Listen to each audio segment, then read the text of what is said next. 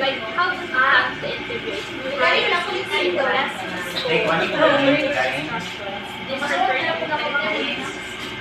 Okay, so for that, that questions actually given an idea, for example, in the teaching literacy, this is very crucial actually because it measures the intelligence of the students and also the accuracy of the lesson, and also for that, it is a very wide curricula in the activity that literacy in technology is a part of our understanding of how it is important in our generation nowadays. Because in the generation nowadays, they are focused and more on technology. No, we have here the short span, no, the level of the short span or the attention span of the students.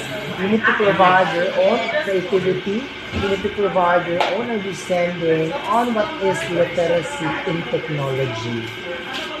So how do you plan to implement them in your classes? Okay, for that, in the physical education, it is very important to understand the movement, no? And for that, we use the technology for us to film ourselves. In that, also in that video, we have to film ourselves and then send the video for our students for them to review. After that, we will have our assessments, and after that, we will have our repeat performance. Is there a follow-up question from the first question? So for my second question, aside from those that you have mentioned, particular activity includes, or should I say, implement for technology to be integrated?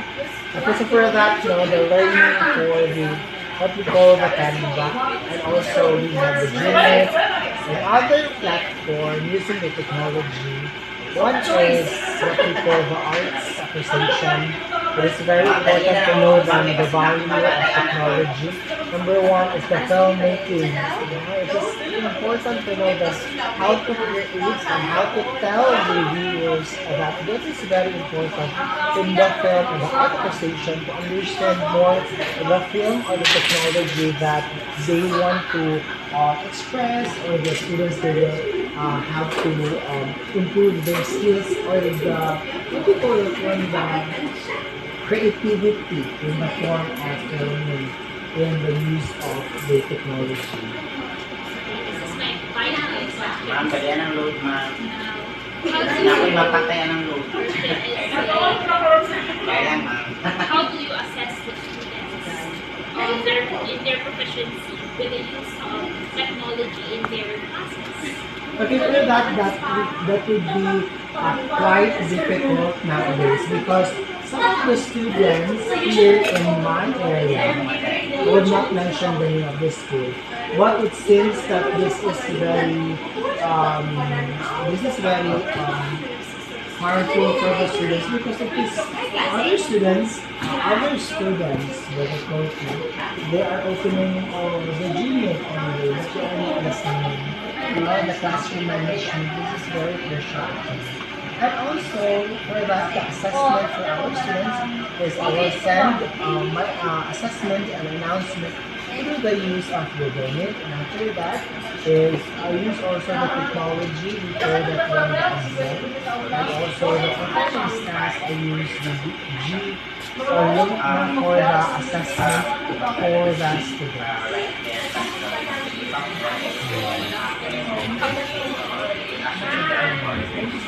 Thank you po.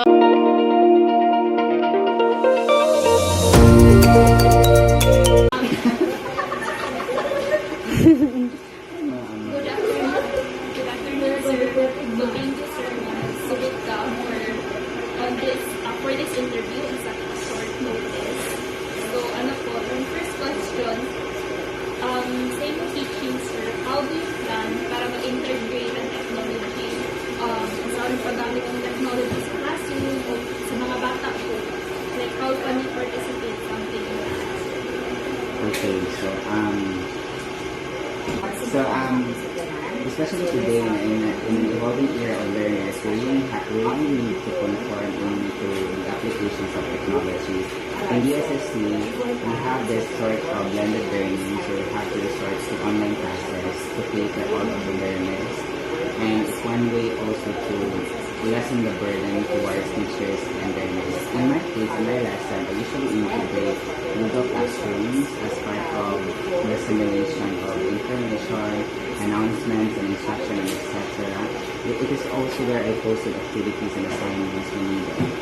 And we also have Google Meeting where we have where we use Note to as a classroom, so whenever we would conduct classes. And it's actually effective, as part of the Industrial Revolution 4.0, where we have to utilize technologies and of course what is present, especially more of like mga bago na mga technology. So we also have like mga activities that is happening online, and we also tend to associate our students when it comes to social media platforms where some of the activities are posted online. For also, this is not to brag, but also to create a what we call this influence towards some of the netizens who are actually focusing more on like the entertainment side of the social media rather than the informative side. Wow, completely. Walang question. So, thank you, sir. Yes. Ako, that's two questions. Yes. I hope it's still open. Ano po, so sa first, sa second, like, can you provide specific activities na na-apply or na-practice sa inyong teaching course? Okay, at some point I handled some of like science-related subjects, and one of the activities where I utilized the social media platforms or any other platforms on the internet was when I required students to create a certain slogan, and they have to post it online. This is not to brag about their activity, it is to also impose awareness towards a lot of people, especially towards environmental problems and climate change. So I let them post it, have a narrative about it, and take a stand and also inform people who are actually not really aware of what's the repercussions of the actions that we take towards our world and future. So those are some of the examples where I incorporate media in my classes. So, sir, for the third question, earlier you have answered what ways do you integrate or what are your plans to integrate new literacy into your class and technology. You also provided specific examples. Now, how do you assess students? What form of assessment do you administer to integrate technology?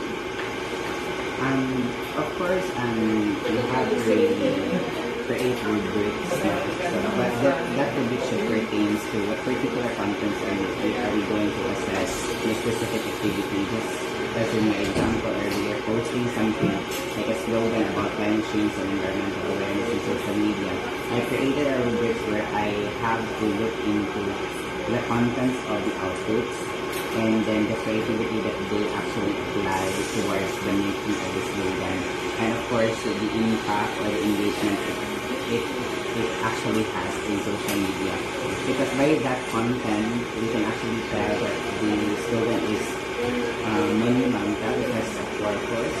And then second is the creativity, because creativity is one thing, it can actually drive attention or draw attention coming from the netizens. And of course, if there is an engagement in posting, especially in the form of campaign, you can actually tell that your message reaches the audience for the right purpose. I think that's all. Thank you so much. More than this.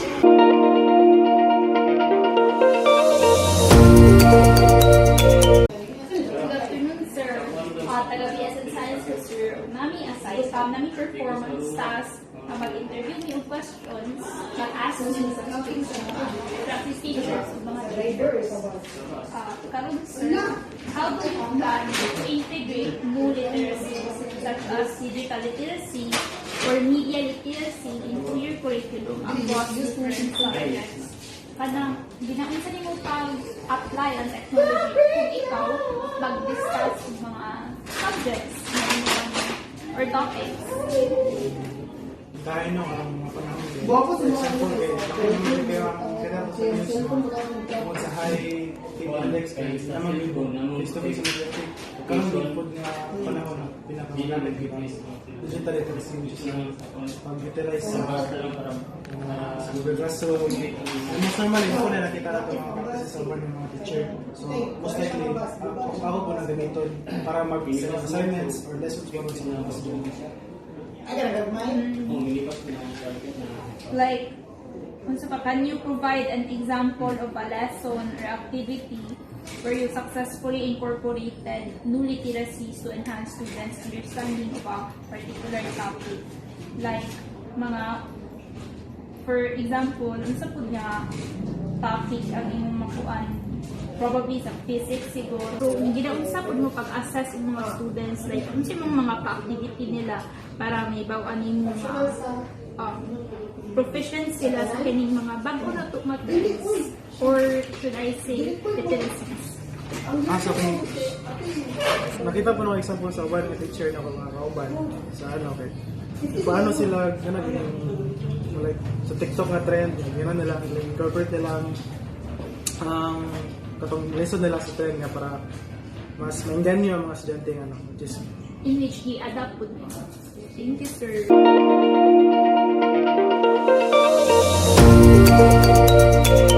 Ginaunsa po di mo pag-assess ang mga estudyante ni mo, sir, kanang unsay pamaagi para mabawaan nimo nga kanang o nakasabot sila or kanang nagamit dali na tong technology, unsay lang kay bawo sa new technology.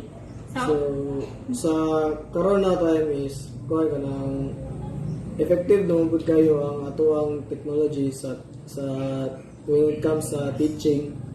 So, ang ko ang ginabuhat is naman dyan ubang student nga lagyo yung kayo alas dili na makato ginapa-video lang ako nagpabuhat na ko narrative report sa ilang nasabtan sa whole class nga period. Tag og mga example sa kanang mga patabo ni more activity nga gagamit og kining new literacies or kining gitawag nato nga new technology sa simple pa nga term. Sa ako is random ko og kanang oral gamit ang kanang mag-roulets may para ma-pick ang isa ka individual na student mga mo answer sa usa na ko nga pangutana sa oral.